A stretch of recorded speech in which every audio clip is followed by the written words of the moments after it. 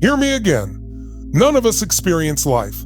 We only experience the life we focus on. And our brains do three things really well: distort, delete, and generalize. And those are useful tools because your conscious mind can only focus on so much at a time. You're not thinking about the feeling of your clothing touching your skin till I mention it. Or, the feeling of your heartbeat. We delete most of what's going on because there's only so much conscious awareness we have. So, whatever you focus on, you feel even if it's not true. If you think someone's taking advantage of you and you imagine them doing that, you're going to feel it in your body as if it happened. That's why the whole phrase that says, courageous person dies once, the coward dies 1,000 times. Because the coward's always thinking about, oh my God, what this happens. And so the experience in your body might as well have been through the death, the emotional death, whatever it is. You can change your focus. How fast, my friend? So while relationship is the base of it all, as we're about to see in more detail, I want you to remember whether you're happy or not is completely your choice. Abraham Lincoln is very famous for saying most people are as happy as they really choose to be. We all know what he did, what he accomplished, including how he passed, unfortunately.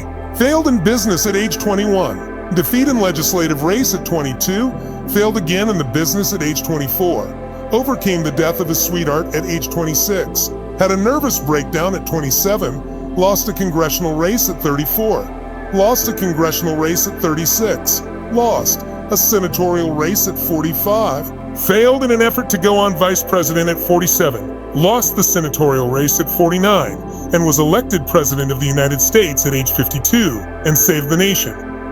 It's like this is life. He had so much darkness in his life, and yet he remained a light because he chose to focus on the light. Many things made you happy. I'm sure I'd love to hear a couple quick examples. But I want you to notice I did it because we were experiencing what he was going through. And by the way, some of you took what he was going through translated to some of your experience. How many translated to some other area of your life and it was unfinished? And so I want to make a shift, but I want you to still stay in a beautiful state. So all I had you do is think of three things that make you happy and then ask you a little bit about the qualities of that happiness. Was it excitement that did it? Was it completion? Was it achievement? Was it a feeling of a breakthrough? Was it just fun? Was it variety? Was it with someone else? Were you by yourself? But I want you to notice it changes like that. It is your choice to be happy or not. That's why you gotta set a standard of how you're going to be. Because if it's only gonna be what the environment triggers you to focus on, then you're gonna be at the waste of social media or whoever is around you. If you're going to own yourself, you're going to have your own autonomy as a soul. You have to start to choose what you're going to focus on consciously, because most of us have some idea of what the worst experience could possibly be. The experience that we couldn't come back from, or people wouldn't come back from. Some don't in these situations. In fact, some of you have heard, you're familiar. Some of you I've told you about it. But others, if you haven't, I just want to give you an example. And you've heard it before, remind you of it. So, if I asked you what would be the worst thing that could ever happen in life, the number one answer in North America for people say is if they became a quadriplegic. And if they asked them what's the best thing could happen, believe it or not, the number one answer was win the lottery. Right? Those are the two. But what's interesting is there have been studies on people that have won the lottery and studies on people that have become quadriplegics. And the question is 3 years after that experience, whether you lost the use of all your limbs or you won the lottery, who was happier? Who was happier? Who was happier? What's kind of a setup? You immediately go, it must be the quadriplegic. Hell no, the quadriplegic wasn't happier. What are you thinking of yourself? Nor was the person who won the lottery, because what happens is our brains adjust. If you don't drug the person who went through the quadia, if they are able to be in their natural system, we have a natural happiness immune system. We adjust. Most people have a set point for their happiness, and they get back to it. It's interesting to people with the lottery. Now, everybody wants something from you. You know what it's like when how many have had something you wanted to give somebody, and then you find out they expect it or demand it, and it took away all the joy? Who knows what I'm talking about here? Well, imagine all of a sudden, everybody wants something from you, B, who didn't really care before. And those people now start to feel jaded, angry. And the people who can't move, what's interesting about them, if they start to move their finger this much for the first time, they get overjoyed because we all lose our references. Contrast is the most powerful tool I know to keep you balanced on your happiness, And that's where freedom comes from, right? You can be in a great relationship and make yourself miserable. True or false? Can you have a lot of people around you love you and not feel loved? Sure, you can focus on something that makes you feel unloved. You can make it up in your head. So it's all whether we're happy or not has nothing to do with the external world. It is only the internal world. I know you know that intellectually, but we want to experience that again and again this week until it goes some intellect into your body. That's when mastery happens, right?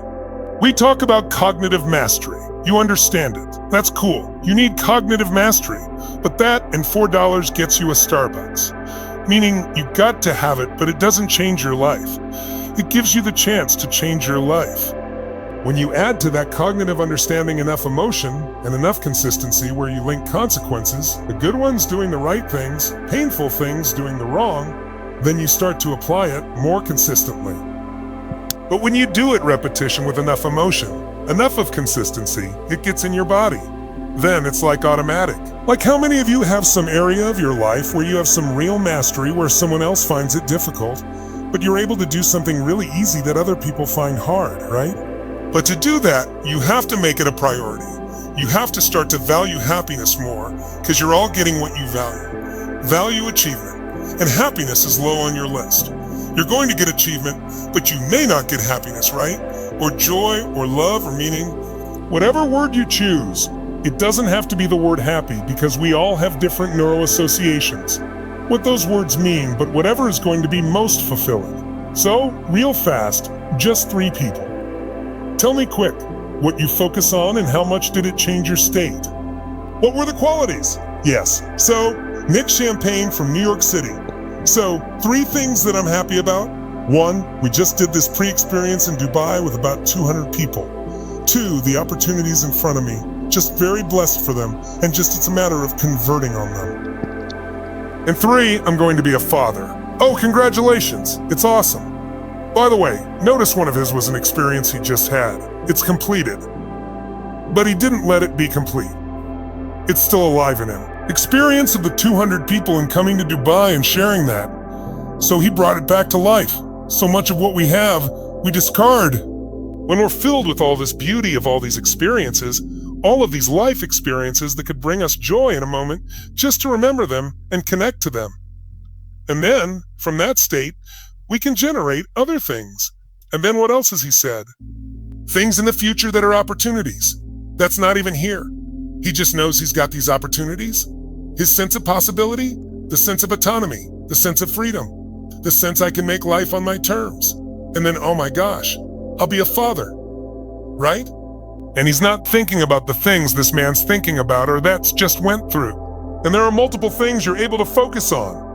In fact, most of us delete the things that can make us happy, or we minimize them, and we make the problems big and close and vital, and we wonder why we're not as happy as we could be. Has nothing to do with our actual life. It's what we do with our life. I'm really happy to be here. I'm really happy about the 3 things I overcame last year. 3 terrible health things. And I'm proud of the person that I've become. That's beautiful.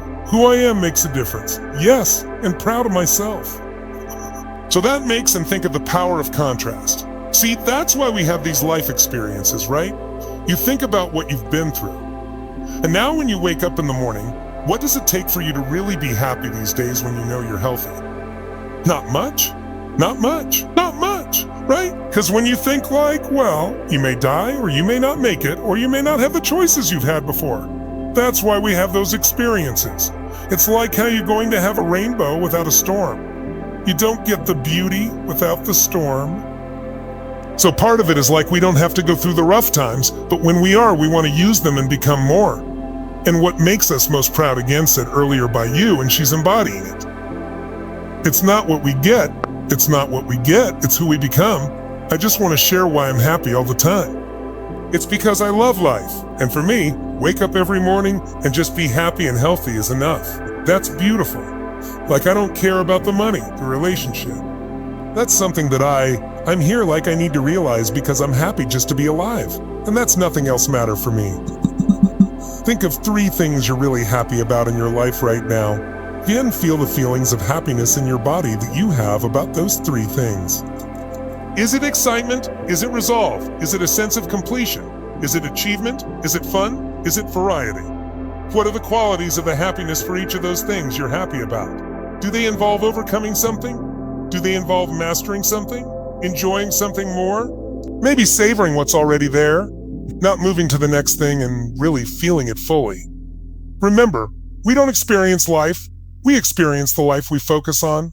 One moment, you could be focusing on something upsets you. Another moment, you can focus on something that gives you tremendous joy or gratitude.